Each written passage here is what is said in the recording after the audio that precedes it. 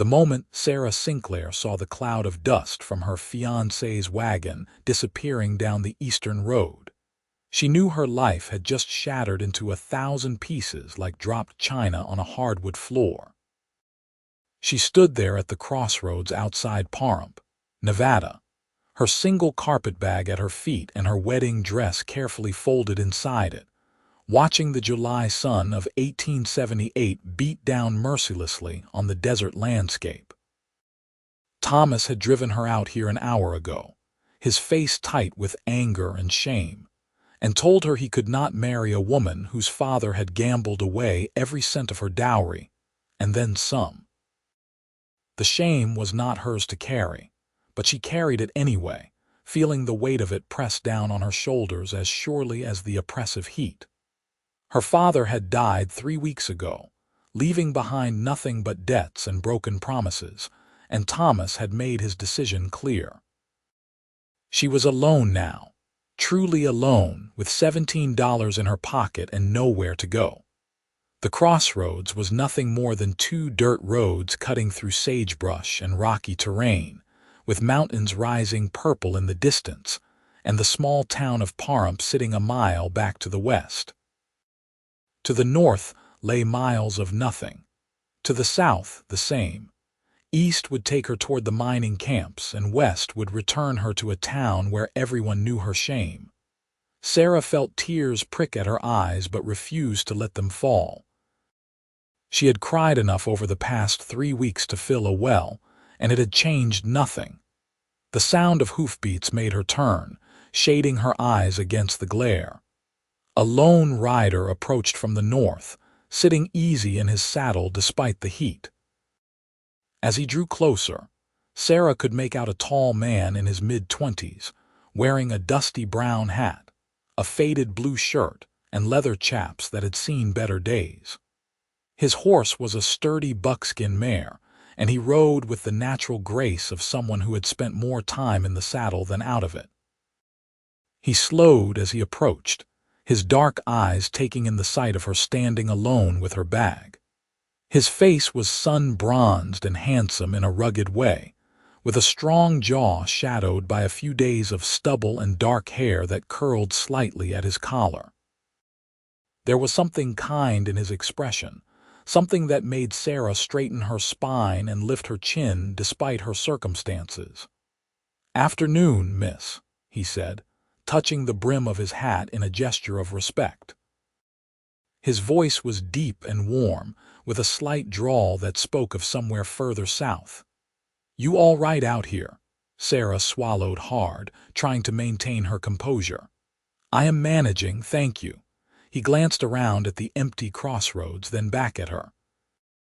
His horse shifted beneath him, and he patted her neck absently.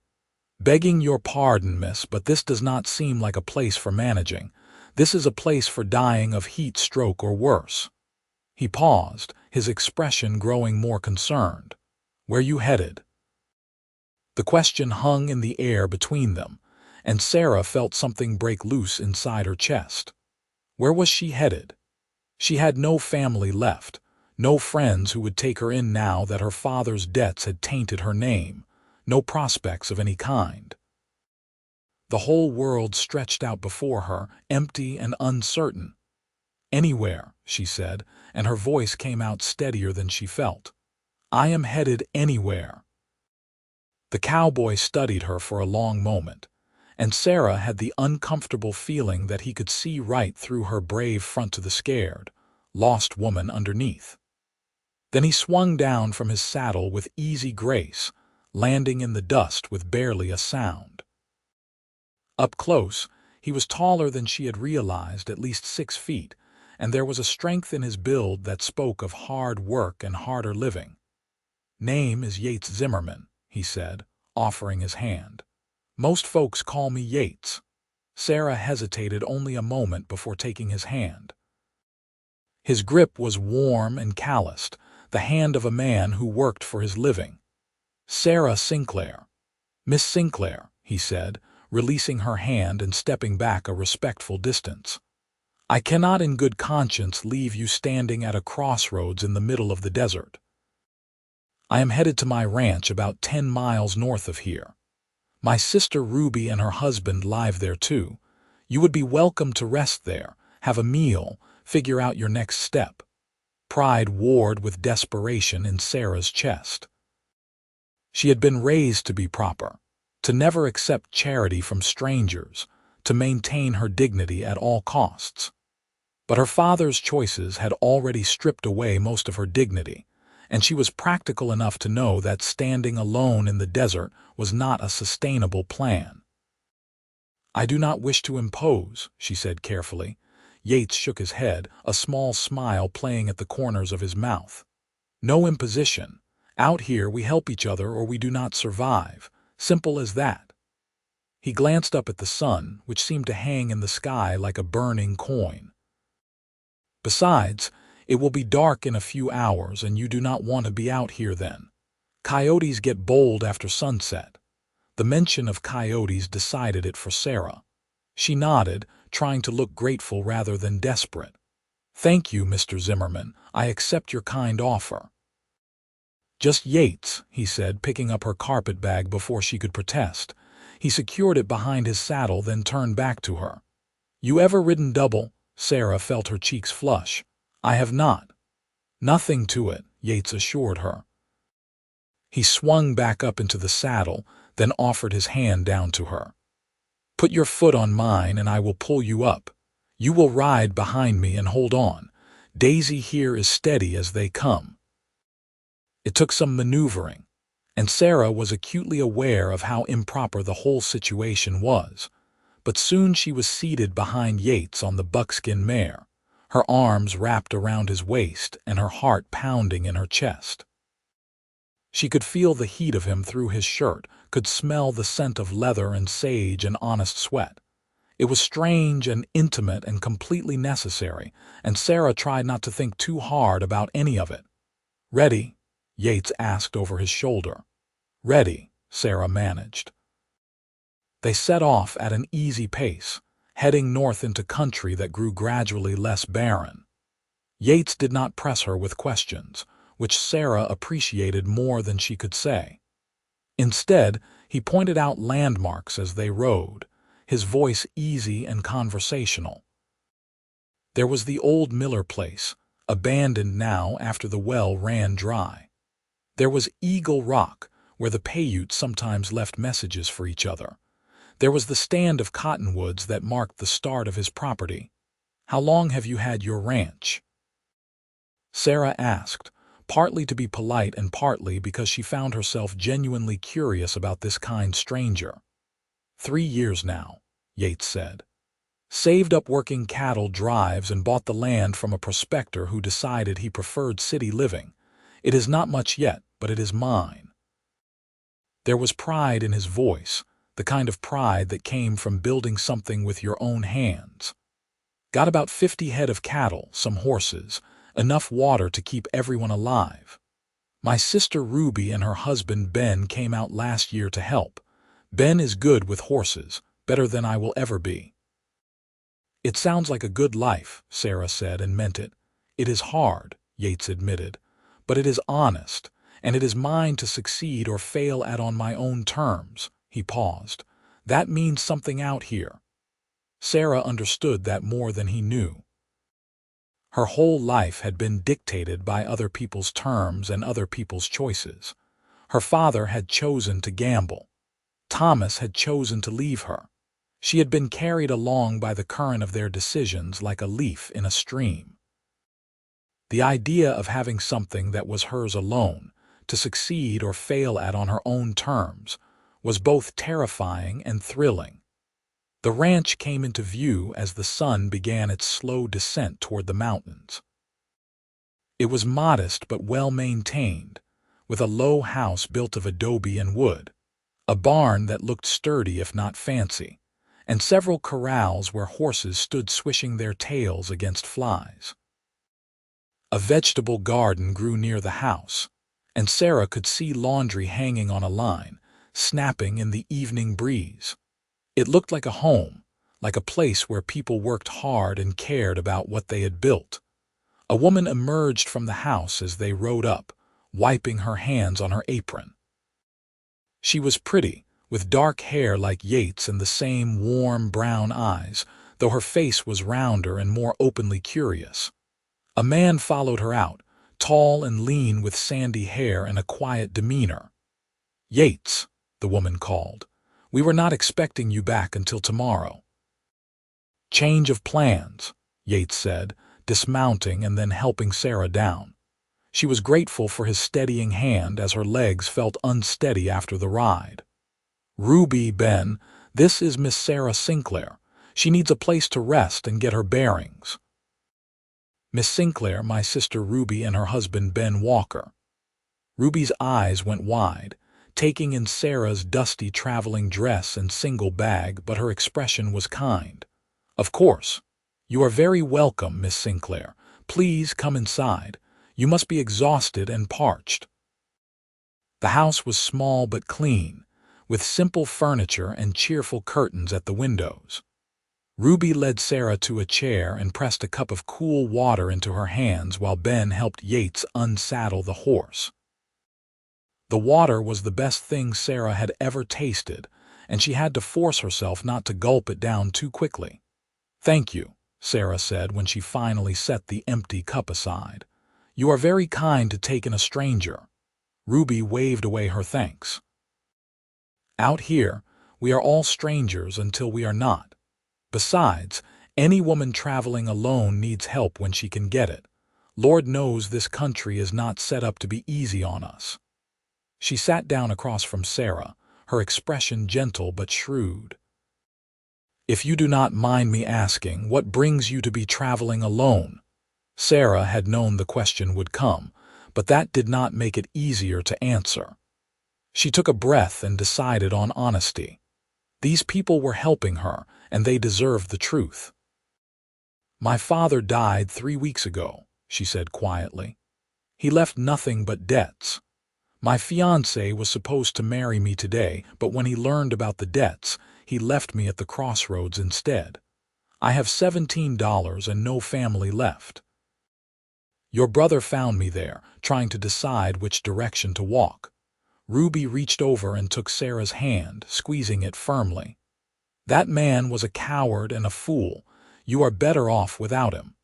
The simple conviction in Ruby's voice made Sarah's eyes sting with tears again. "Perhaps. But I am also alone and homeless."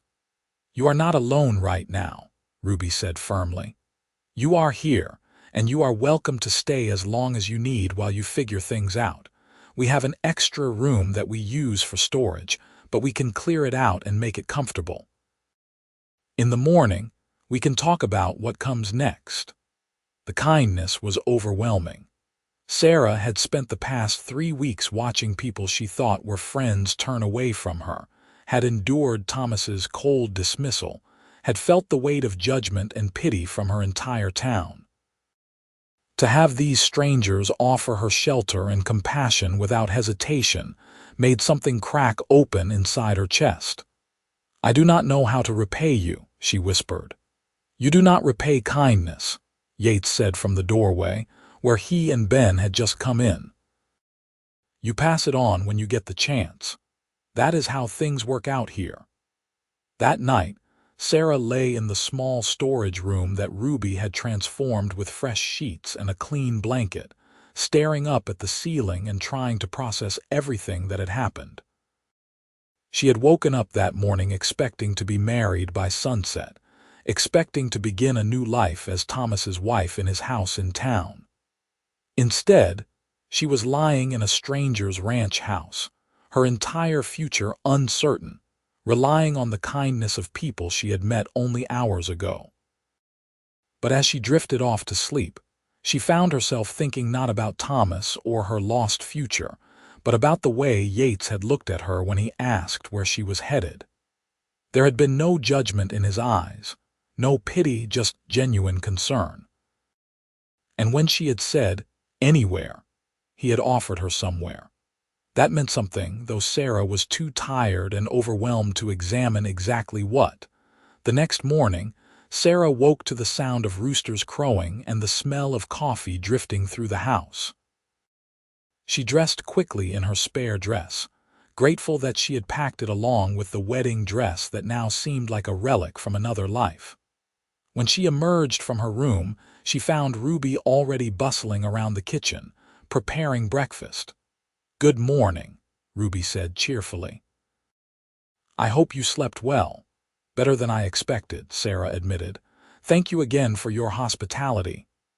"Stop thanking us and make yourself useful," Ruby said with a grin, nodding toward the table. "You can set the table if you like. The men will be in soon, hungry as bears." It felt good to have something to do, to be useful rather than just a burden. Sarah found plates and utensils and set 4 places, and by the time she finished, Yates and Ben came in from the barn, smelling of hay and horses. "Morning, Miss Sinclair," Yates said, hanging his hat by the door. His hair was damp, like he had ducked his head under the pump outside, and there was something about the casual domesticity of the moment that made Sarah's chest feel tight. "Good morning," she replied, then added, "Please call me Sarah. Miss Sinclair feels too formal given the circumstances." Yates smiled, and it transformed his whole face. "Sarah, then, and you have been calling me Yates, which is good." Breakfast was simple but hearty: eggs, bacon, biscuits with honey, and strong coffee. The conversation flowed easily, with Ruby telling stories about their childhood in Missouri and Ben talking about the horses he was training. Yates was quieter but engaged, and Sarah noticed the way he looked at his sister with obvious affection, the way he listened when Ben spoke about his work. This was a family bound by love and respect, and Sarah felt a pang of envy mixed with gratitude that they had let her into their circle, even temporarily. After breakfast, while Ruby and Sarah washed the dishes, Ruby broached the subject of Sarah's future. "Have you given any thought to what you want to do?" she asked gently. "I am not trying to rush you, but it might help to have a plan." Sarah had been thinking about little else since she woke up. "I need to find work," she said.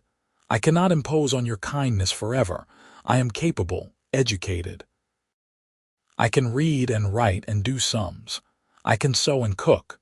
Surely there is something I can do." Ruby nodded thoughtfully.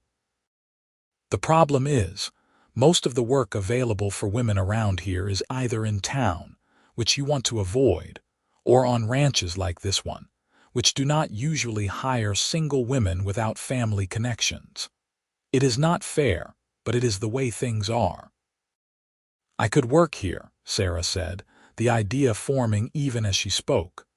"I could help you with the house and the garden, with cooking and washing.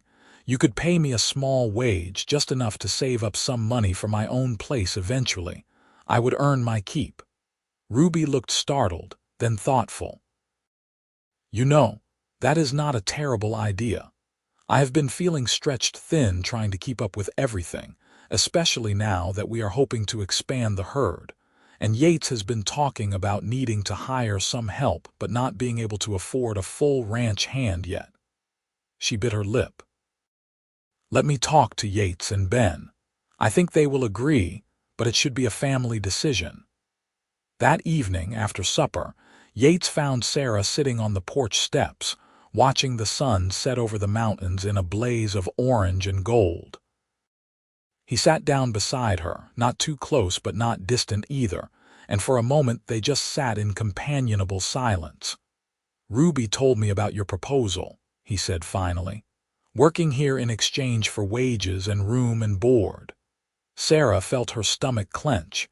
"If it is not acceptable, I understand." "I did not mean to overstep." "It is more than acceptable," Yates said, turning to look at her. In the fading light, his eyes looked almost black. "Truth is, Ruby has been doing the work of 2 people, and I have been feeling guilty about it but not knowing what to do. If you are serious about wanting to work here, we would be grateful for the help, and you would be doing us a favor, not the other way around." Relief flooded through Sarah. "I am serious. I want to earn my way." Yates nodded slowly. "Then we have an agreement. We will pay you fair wages, same as we would pay any worker. You will have your room and meals, and you will work with Ruby on the house and garden and whatever else needs doing. When you have saved enough to make other plans, if that is what you want, you will be free to go. No obligations beyond honest work for honest pay. Thank you, Sarah said, and she meant it with every fiber of her being. You have given me a chance when no one else would. You were dealt a bad hand through no fault of your own, Yates said quietly. That does not mean you deserve to suffer for it. Everyone deserves a chance to make something of themselves. He stood up, dusting off his pants. Welcome to the Zimmerman Ranch, Sarah. I think you are going to fit in just fine. The days that followed settled into a rhythm that Sarah found both comforting and challenging. She woke at dawn with Ruby, and they made breakfast together, trading stories and recipes while the coffee brewed. After the men ate and headed out to work with the cattle and horses, Sarah and Ruby tackled the endless chores that came with running a ranch house. There was laundry to scrub and hang, vegetables to tend and harvest, bread to bake, floors to sweep, meals to prepare. It was harder physical work than Sarah had ever done in her life, and by the end of each day her back ached and her hands were rough and red. But it was satisfying work. She could see the results of her labor in the clean clothes flapping on the line, in the loaves of bread cooling on the counter, in the thriving garden rows. And Ruby was patient and kind, teaching her the tricks she had learned for surviving in this harsh climate. How to conserve water, how to keep food from spoiling in the heat, how to tell when a storm was coming by the way the horses acted. Yates and Ben worked from sunup to sundown, mending fences and tending cattle and breaking horses. They came in for meals dusty and exhausted, but there was a quiet satisfaction in the way they moved, in the way they talked about their progress. Sarah found herself watching Yates more than she should, noticing the way his face lit up when he talked about the ranch's future, the way he was always patient with the animals, the way he treated everyone around him with respect and kindness. She tried to tell herself it was just gratitude she felt. He had saved her after all, given her a chance at a new life. Of course she would feel drawn to him. But as the weeks passed, she began to recognize the flutter in her stomach when he walked into a room, the way she listened for his voice, the way she found excuses to be where he was. This was not gratitude. This was something more dangerous.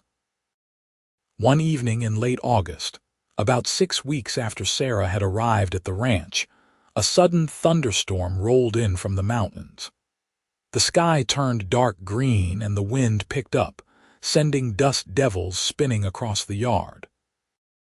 Ruby and Sarah rushed to bring in the laundry before it got soaked, and Ben ran to secure the horses in the barn.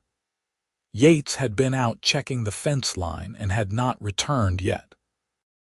He should have been back by now, Ruby said, her voice tight with worry as she peered out at the darkening landscape.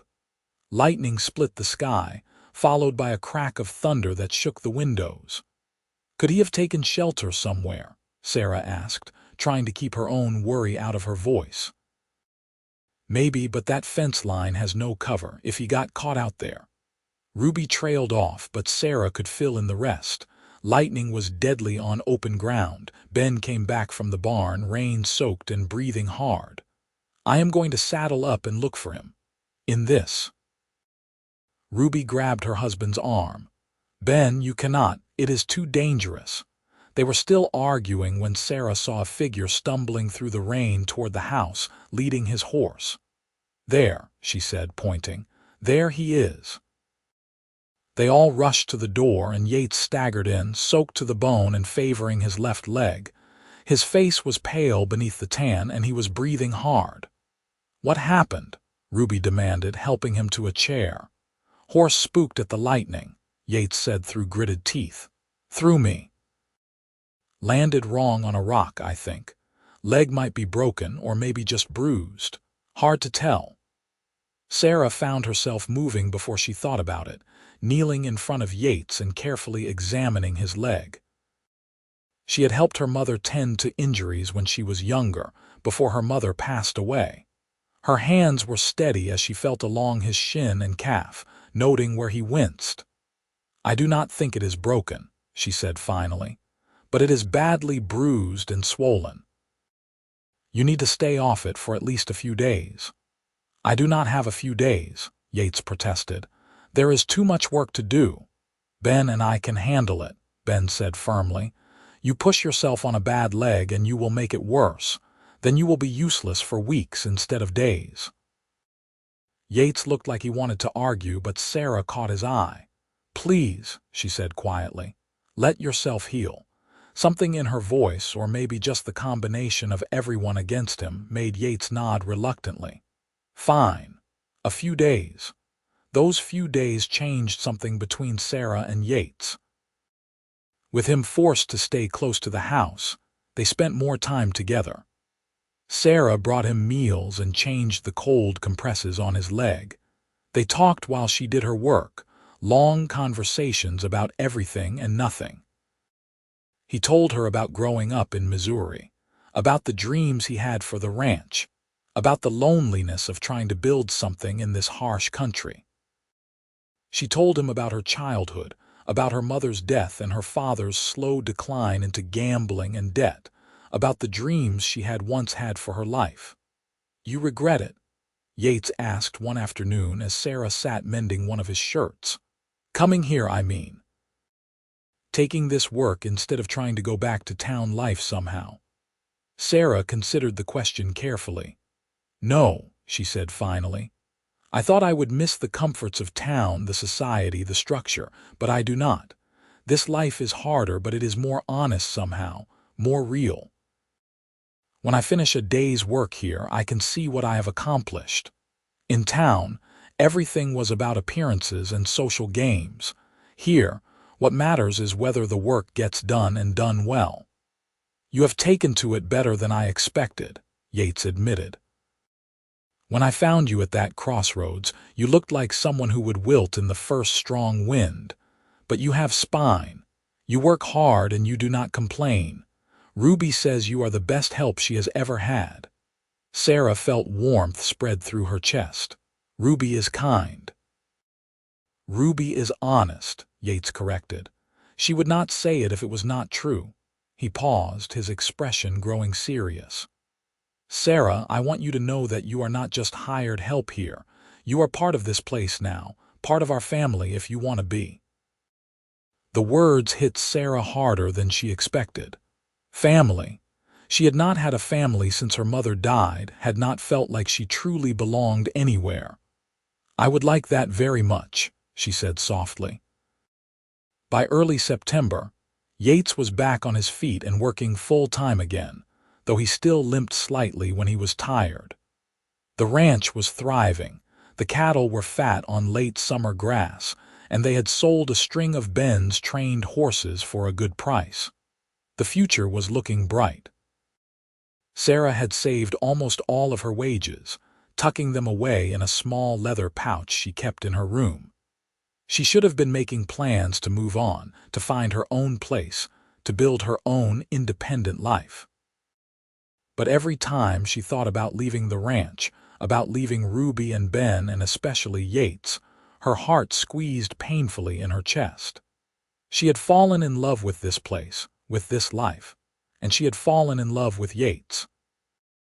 It was terrifying and exhilarating, and completely inconvenient. She tried to hide it, tried to maintain the friendly but professional distance that was appropriate for their situation. But she caught herself watching him when she thought no one was looking, found herself listening for his laugh, felt her heart race when their hands accidentally touched passing dishes at dinner. She thought she was doing a good job of hiding it until one evening in late September, when Ruby cornered her in the kitchen while they were cleaning up after supper. "So," Ruby said casually, scrubbing a pot with more force than necessary, "how long are you going to pretend you are not in love with my brother?" Sarah nearly dropped the plate she was drying. "I do not know what you mean." Ruby gave her a look that said she was not buying it for a second. "Sarah, I have eyes. I see the way you look at him, and more importantly, I see the way he looks at you." Sarah's heart skipped. "How does he look at me?" "Like you hung the moon and stars," Ruby said, her expression softening. "That man has been alone too long, working too hard, not letting himself want anything but this ranch. Then you showed up, and suddenly he smiles more. He talks about the future like it is something to look forward to instead of just another challenge to survive. He cares about you, Sarah." "I know he does." "Even if that is true," Sarah said carefully, "it does not change anything. I work for him. It would not be appropriate." "Appropriate," Ruby laughed. "Sarah, we are on a ranch in the middle of the Nevada desert. There is no society here to judge what is appropriate. There is just people trying to build good lives and hopefully finding someone to share those lives with. If you care about Yates and he cares about you, everything else is just excuses." "What if he does not care about me that way?" Sarah whispered. "What if I am reading everything wrong?" Ruby put down her pot and took Sarah's hands in her soapy ones. "Then you will survive because you are stronger than you think. But Sarah, I really do not think you are reading it wrong. I think you are both dancing around each other, too scared to make the first move. So somebody needs to be brave." That night, Sarah lay awake for hours, Ruby's words echoing in her mind. Could it be true? Did Yates feel the same way she did? And if he did, what then? The idea of risking their friendship, of potentially ruining the good situation she had here, was terrifying. But the idea of never knowing, of always wondering, was perhaps even more frightening. The next morning, Sarah woke with a sense of purpose. She would talk to Yates, tell him how she felt, and let whatever happened happen. The decision made her stomach churn with nerves, but also gave her a strange sense of peace. At least she would know. But fate, it seemed, had other plans. Just as Sarah was screwing up her courage to ask Yates if they could talk privately, a rider came thundering up to the ranch house, his horse lathered and breathing hard. "Zimmerman," the man called, sliding from his saddle. Sarah recognized him as Frank Morrison, who owned a ranch about 15 miles east. "We got trouble. Cattle rustlers hit my place last night, got away with about 20 head. Sheriff from Pahrump is putting together a group to track them, and he is asking all able men to help." Yates's expression hardened. "How many rustlers?" "Tracks suggest 4, maybe 5. They are headed north toward the hills.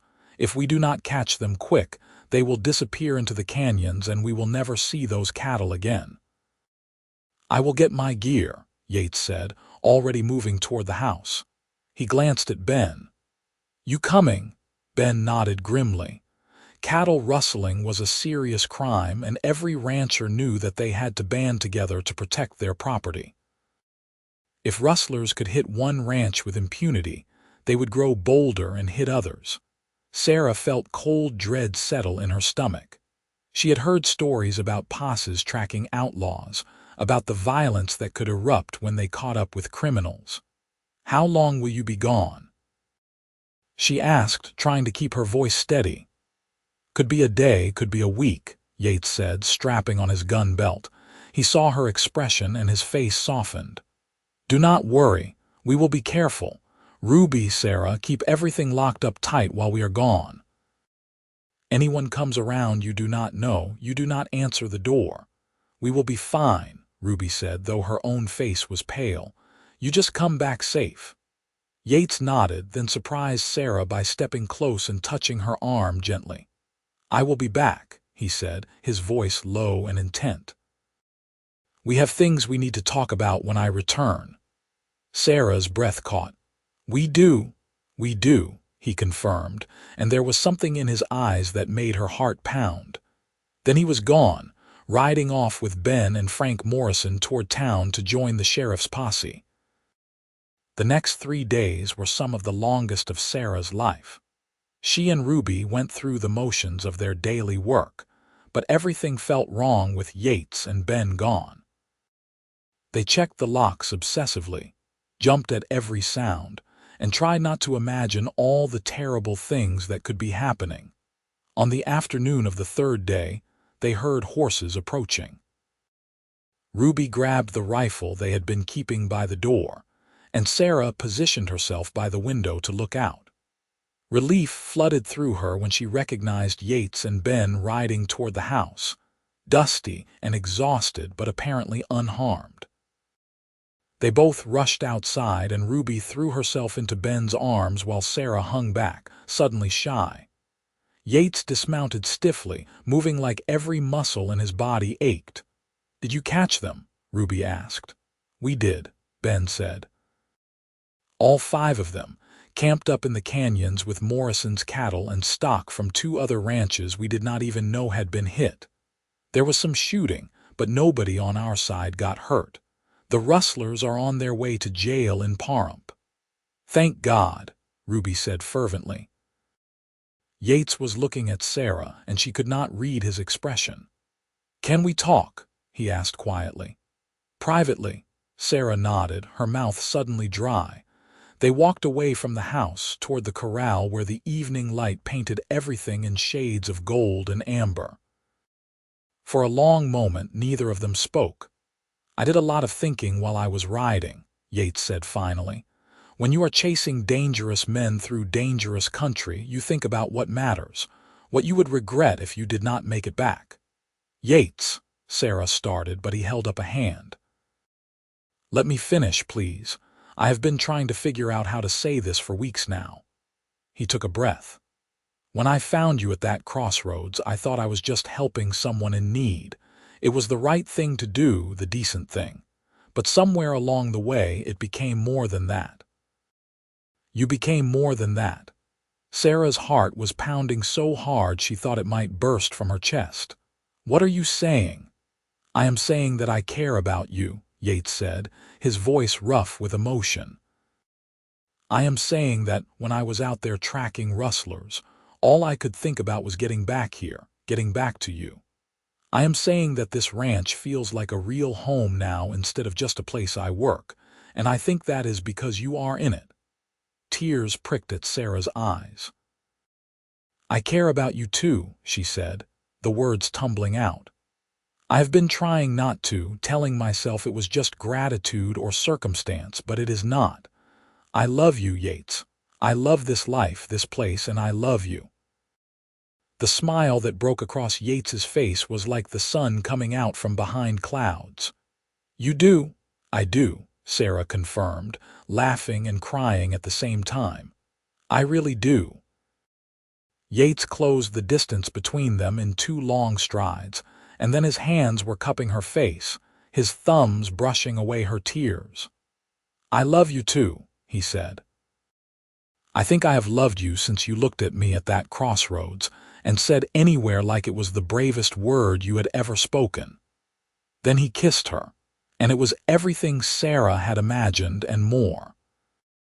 It was gentle and fierce and full of promise, a kiss that tasted like desert dust and hope in coming home. When they finally broke apart, both breathing hard, Sarah felt like she was glowing from the inside out. "So what do we do now?" she asked, her hands resting against his chest, feeling his heart beat strong and steady beneath her palms. "Now," Yates said, pulling her close, "we build a life together, if that is what you want." "It is what I want," Sarah said, "more than anything." They stood there in the gathering dusk, holding each other, and Sarah thought about how strange life was. 3 months ago, she had been standing at a crossroads, abandoned and alone, with no idea where she was going or what would become of her.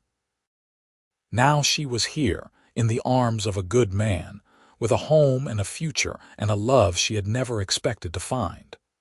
Sometimes, she thought, anywhere turned out to be exactly where you needed to be. The announcement of their intention to marry was met with enthusiasm by Ruby and Ben. Ruby hugged Sarah so hard she could barely breathe, and Ben clapped Yates on the back with a grin. They decided to have a simple ceremony in Pahrump with the local preacher, and Ruby insisted on making Sarah a new dress for the occasion since the wedding dress packed away in her carpet bag was meant for a different groom and a different life.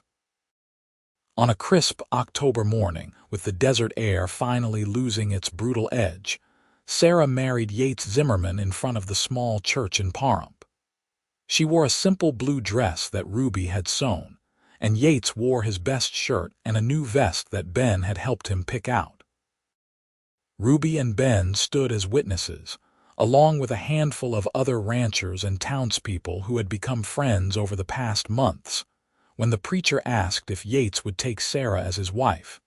His "I do" was firm and clear, full of conviction. And when Sarah said her own vows, promising to love and honor Yates for the rest of her days, she meant every word with a depth of feeling that would have shocked the woman who had stood at the crossroads that July day. They had a small celebration back at the ranch, with a meal that Ruby and Sarah had prepared together, and music provided by Ben's surprisingly skillful fiddle playing. As the sun set and the stars came out in their brilliant desert array, Yates and Sarah slipped away from the festivities to sit on the porch steps, just as they had that first evening when he offered her the job. "Happy?" Yates asked, his arm around her shoulders, her head resting against his chest. "Happier than I thought possible," Sarah said honestly. "I still cannot quite believe this is real sometimes, that I get to have this, have you?" "It is real," Yates assured her, "and you are stuck with me now for better or worse." "Mostly better, I hope," Sarah teased. "Mostly," Yates agreed with a laugh. Then his expression grew more serious. "I know this life is not easy, Sarah. There will be hard times ahead, droughts and harsh winters and years when the cattle do not sell well. This country does not give up its rewards easily." "I know," Sarah said. "But we will face those challenges together. That makes all the difference." The first year of their marriage was everything Sarah had anticipated and more. They added a room onto the house for privacy, and Sarah delighted in making it theirs, with curtains she sewed herself and a quilt her mother had made years ago. The ranch continued to grow, and with 4 people working together, they were able to expand their herd and improve their property in ways that had not been possible before. Sarah discovered that she had a talent for the business side of ranching, and Yates gladly handed over the account books and record keeping to her capable hands. She tracked their expenses and income meticulously, found ways to save money and increase their profits, and proved herself invaluable in negotiations when buyers came to look at their cattle and horses. When spring came and Sarah realized she was pregnant, the joy that filled the house was almost tangible. Yates was alternately thrilled and terrified, fussing over Sarah until she had to gently but firmly tell him that she was pregnant, not made of glass. Ruby was delighted at the prospect of becoming an aunt, and Ben started building a cradle in his spare time, his hands shaping the wood with care and artistry. Sarah gave birth to a son in early December of 1879, with Ruby acting as midwife and Yates pacing anxiously outside until Ruby finally let him in to meet his child. They named him Jacob, after Yates and Ruby's father, and the baby had his father's dark hair and his mother's blue eyes. Holding her son for the first time, Sarah felt a completeness she had never known existed. This was her family, built from the ruins of her old life into something stronger and more precious than anything she had lost. Jacob was followed 2 years later by a daughter they named Emma, who had Yates's warm brown eyes and a stubborn streak that suggested she would be a force to be reckoned with. Ruby and Ben had their own children by then, twin boys who were the same age as Emma, and the ranch rang with the sounds of children playing and laughing. The loneliness that had once pervaded the place was completely banished, replaced by the chaotic joy of a thriving family and successful ranch. Years passed in a blur of seasons. Winters when they huddled around the fire and told stories, teaching the children their letters and numbers. Springs when new calves were born and the garden was planted. Summers when the work was endless but satisfying. Autumns when they harvested and prepared for the cold months ahead. Through it all, Sarah and Yates built their life together, weathering the inevitable challenges and celebrating the victories. They faced a terrible drought in 1882 that killed some of their cattle and forced them to sell others before they starved. They endured a brutal winter in 1884 that tested everyone's endurance and resolve. But they also knew years of plenty, when the rains came at the right time and the cattle were fat and the prices were good. They expanded their property, bought more land from a neighbor who decided to move back east. They built a new barn and improved the house, adding more rooms as their family grew.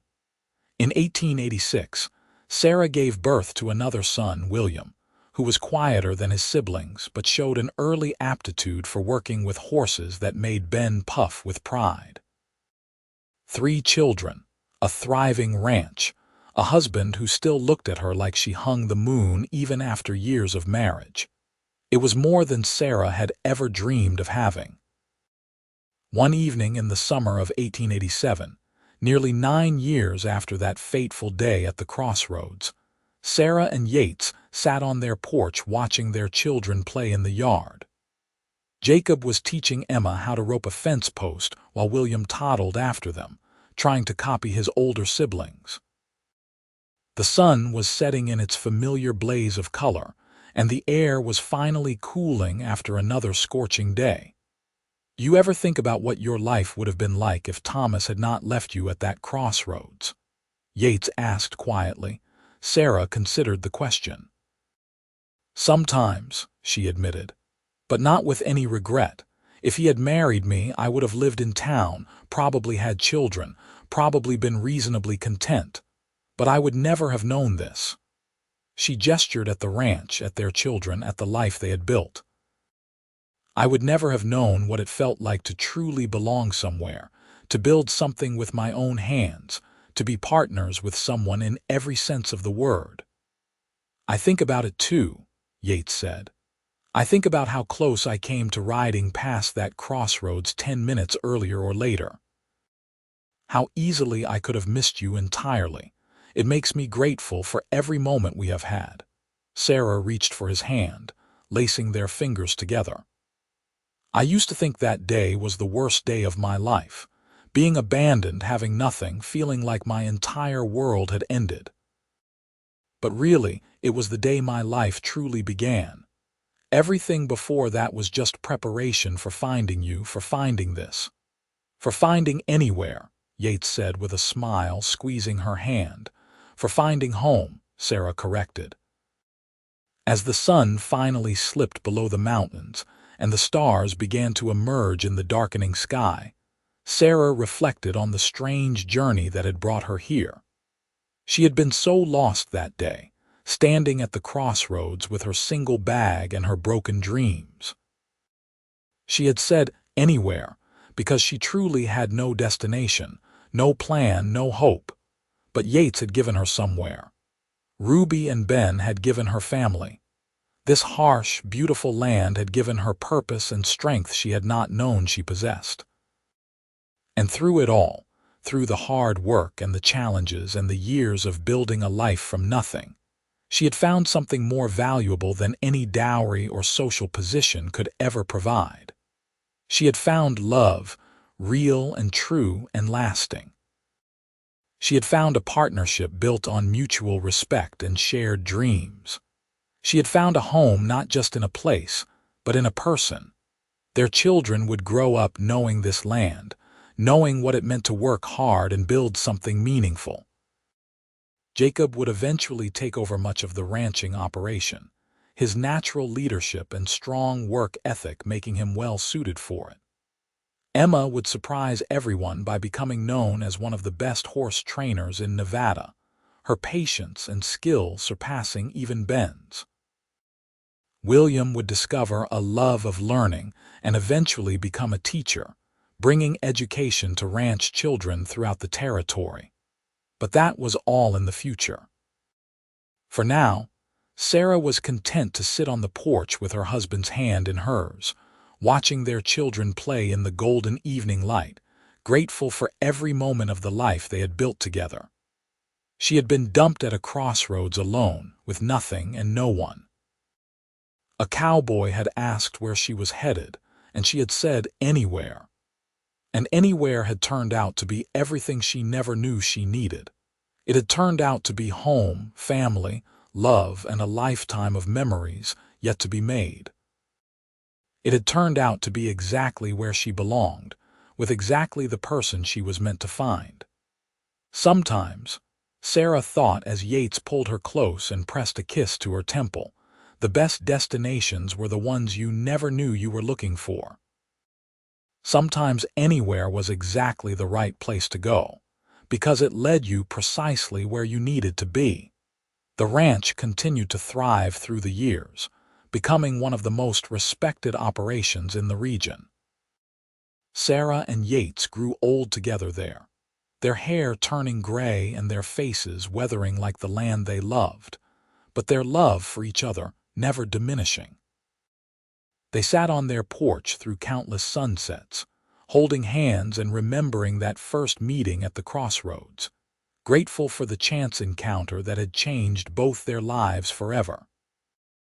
And when visitors to the ranch asked how they had met, Sarah would smile and tell them about the day she stood alone at a crossroads with no idea where to go, and how a kind cowboy had offered her somewhere to be. It was a story of chance and choice, of hardship transformed into hope, of finding love in the most unexpected place. It was their story, and Sarah never tired of telling it, never stopped being grateful for the way it had unfolded. Because sometimes the end of one dream was just the beginning of a better one. Sometimes being lost was the first step to being found. And sometimes, when you said, anywhere, the universe heard exactly where you belong and delivered you right into the arms of the person who would love you for the rest of your days.